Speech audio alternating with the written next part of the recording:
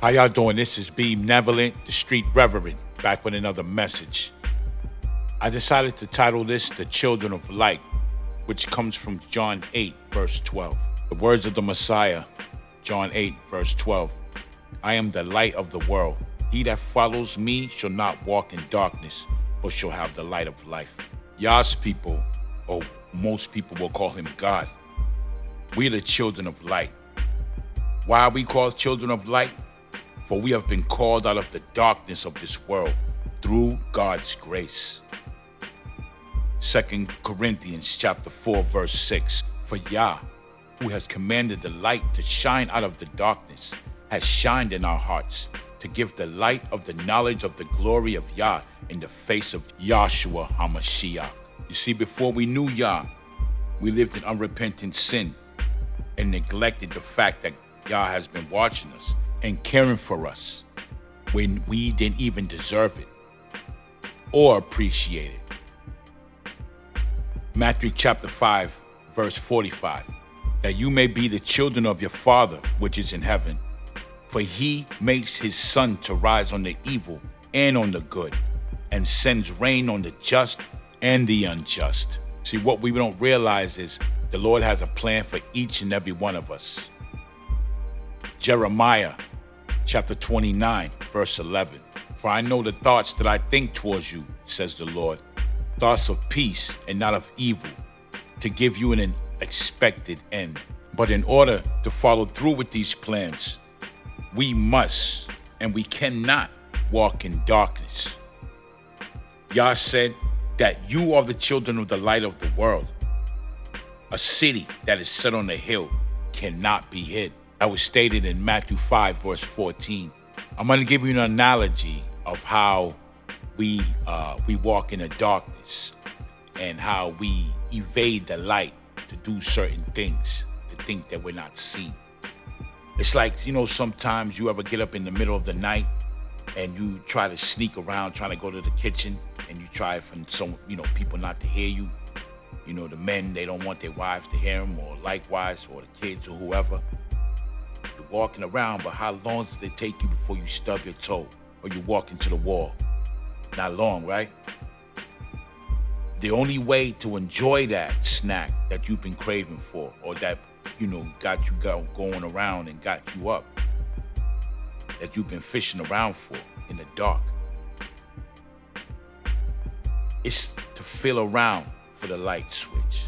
This is the only way that you're going to get it, right? Because if you don't want to be seen, you're going to try to continue to move in the dark, but you don't want to put the light on initially. So you slide your hand on the wall until you feel the light switch. The reason why we rather sneak around in the dark is so we won't be exposed. But when you have nothing to hide and your heart is clean, it's no problem to initially put that switch on. Yah wants us to walk in his light before all men to prove we have nothing to hide. Matthew 5, verse 16. Then he will enlighten your path, and you will no longer have to feel your way around in the dark any longer. Also, sometimes when you're watching TV in the dark, you notice how your mind tends to wander off, and it's like it's on its own. And sometimes you might feel a slight sense of fear sometimes, depending on what you're watching, or it depends on how dark the room is, but it's like a subconscious fear. It comes upon you. Well, you know what? It's that same fear that Satan and his demons drive off of. That's why they rather have you in the darkness, mentally and physically. Mentally, being in darkness guides you in the deeds of evil, because your deeds are unseen to the world. So you can deceive, lie, cheat, steal, destroy, and bask in the glory of sin. And physically, all of the evil deeds that wander through your mind are fulfilled by feelings as though you're unseen to the human eye, disguised in the shadow of darkness. But guess who can see past all the shadows that you think you lurk in? Colossians chapter 1, verse 13. who has delivered us from the power of darkness and has translated us into the kingdom of his dear Son. In Genesis 1, verses 2 and 4, we see the origin of light when the earth was void. And the earth was without form and void, and darkness was upon the face of the deep, and the Spirit of Yah moved upon the face of the waters. And God said, "Let there be light," and there was light. And God saw the light that it was good, and God divided the light from the darkness. And God called the light day, and the darkness he called night. And the evening and the morning were the first day. See, so let's no longer spend our time on this earth foolishly.